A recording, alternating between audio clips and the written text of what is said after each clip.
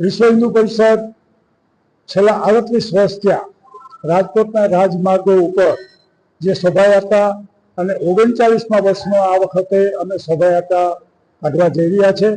એમાં આ પત્રકાર મિત્રોનું બધાનું હું વિશ્વ હિન્દુ પરિષદ રાજકોટ મહાનગર વતી હાર્દિક સ્વાગત કરું છું। ફરી તમારું સ્વાગત છે। મિત્રો, 1964માં સાંદીપની આશ્રમમાં જન્માષ્ટમીને દિવસે વિશ્વ હિન્દુ પરિષદની સ્થાપના થઈ છે। 7-8-10 લોકોથી આ સ્થાપના વિશ્વ હિન્દુ પરિષદની થઈ આજે વર્ષ બની ગયું છે।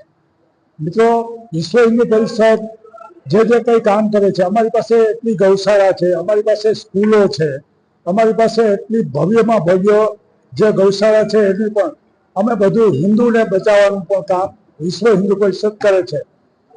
બેટી બચાવો બેટી પઢાવો એ પણ કાર્યક્રમ વિશ્વ હિન્દુ પરિષદ કરે છે। મિત્રો, આ 39મી યાત્રા જે અમારી છે એમાં રાજકોટ બિગ ટ્રાન્સપોર્ટ એસોસિએશન ટ્રકો વગર કંઈ થતું નથી। ટ્રકો છે તો શોભાયાત્રાનું વધારે શોભા બને છે। એટલે માવજીભાઈ ડોડિયા છે, હસુભાઈ ભગદેવ છે, હસુભાઈ ચંદારા, દરેક દૂધ ટ્રાન્સપોર્ટ એસોસિએશનના અમારા ભાઈઓ એ બધા આમાં સહકાર આપે છે, જેથી કરીને આ રથયાત્રાને વેગ મળે છે। એકદમ સારામાં સારી આખા ગુજરાતની પણ ભારતમાં કદાચ આપણો બીજો નંબર આ શોભાયાત્રાનો છે। ફરીથી તમે લોકો આજે આ રથયાત્રા જેમ ભાઈએ કીધું મવડી ચોકડીથી ઉપલા કાંઠે બાલક હનુમાને સમાપન થશે। 22 કિલોમીટરની આ અમારી યાત્રા છે। એક ચોકમાં શણગાર છે, બધે ચા પાણી નાસ્તો શરબત બધાની વ્યવસ્થા રાજકોટની જે ધર્મપ્રેમી જનતા છે બધી વ્યવસ્થા એ લોકોએ કરી છે। અમારી યાત્રા કલાક સવા કલાક લેટ ચાલે છે ક્યારેક ક્યારેક, પણ આ વખતે અમે ટાઈમે ચાલશું એવી અમારી એક નીતિ નક્કી કરેલ છે। ફરીથી આ વિશ્વ હિન્દુ પરિષદ જે કંઈ કામ કરે છે, મિત્રો આજે અમે સહકાર માગીએ છીએ, હિન્દુ લોકો જોડાય વિશ્વ હિન્દુ પરિષદમાં, નવા કાર્યકર્તા જોડાય એવી અમારી આપની પાસે, અને આપની પાસે એવું કોઈ કાર્યકર્તા હોય તો જરૂરથી અમને જાણ કરો।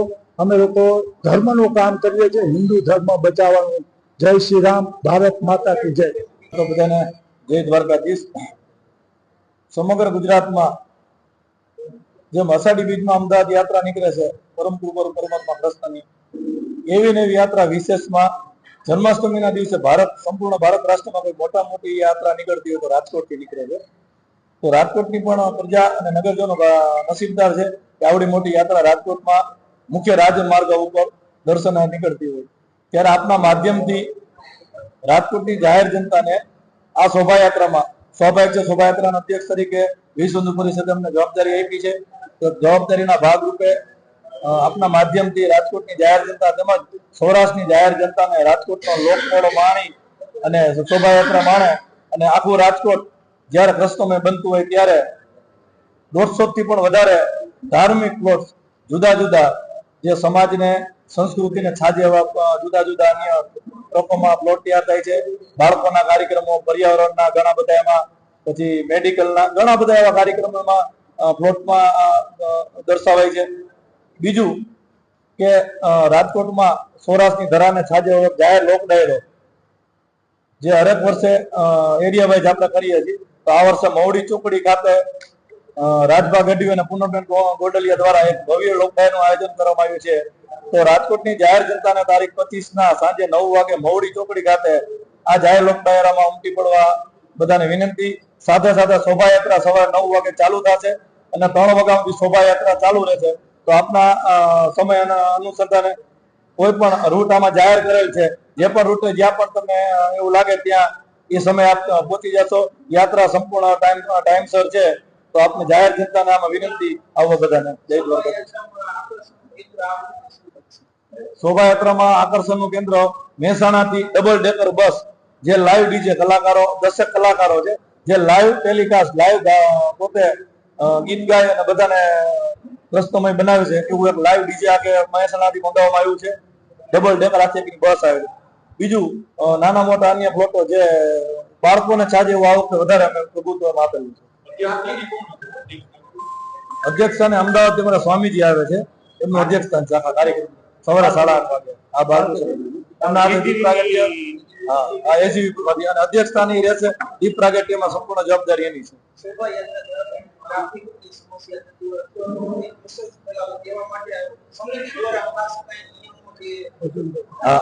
આપના માધ્યમથી હું એ પણ કહેવા માંગુ છું રાજકોટના યુવાનોને, કારણ કે 2000 બાઇક છે, સ્વાભાવિક છે આમાં, તો યુવાનોને હું એટલું કહું છું કે ઘરેથી બને તો તલવાર લઈને ન આવો, કારણ કે એવું કોઈ બીજું ન થાય અને શાંતિપૂર્ણ યાત્રા આપણી થાય છે અને કરવાની છે.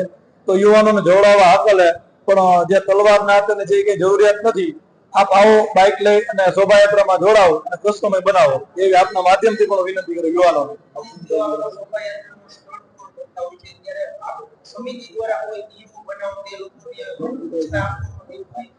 એમાં રાજકોટ બજરંગ દળ દ્વારા જે સ્ટન્ટ કરતા યુવાનો જે ખરેખર ને આમાં કઈ લેવા દેવા નથી, પણ હવે પોતાની રીતે વર્ષોથી સ્ટન્ટ કરવા કદાચ આવતા હોય તેના માટે બજરંગ દળની ટીમ ઘરે પગે રહેશે અને એમના કાર્યકરો, બજરંગ દળના તમામ ટીમના કાર્યકરો એમને બાઇક બહાર કાઢી અને એમને ત્યાંથી રથયાત્રામાંથી બહાર કાઢી અને એને જવાબ આપી દેશે. આપના માધ્યમથી સનાતન ધર્મ, જે સનાતન ધરોહર, જે બાંગ્લાદેશમાં જે બનાવ બન્યો એ દુઃખદ ઘટના છે, જે હિન્દુ ઉપર અત્યારે અત્યાચાર થઈ રહ્યો છે, એટલે આપના માધ્યમથી આ સનાતની નાતે આવડી મોટી યાત્રા થઈ રહી છે, ત્યારે હિન્દુત્વના જે પણ સેવા કાર્યો થતા હોય અને આવી યાત્રા જતી હોય તો સ્વાભાવિક છે કે હિન્દુ ઉપર આપણે ફોકસ કરવાનું હોય. એટલે સર્વે હિન્દુ ભાઈઓને આમાં બે હાથ જોડીને આ બાબતે વિનંતી કરી કે આ શોભાયાત્રામાં ઉમટી પડવા હાકલ, કારણ કે સનાતન ધર્મનું છે એટલા માટે. પરિષદ ની રથયાત્રાના એક આયોજક અને એક નાના એવા કાર્યકર તરીકે હું મારું વાત મૂકું છું આપની વચ્ચે.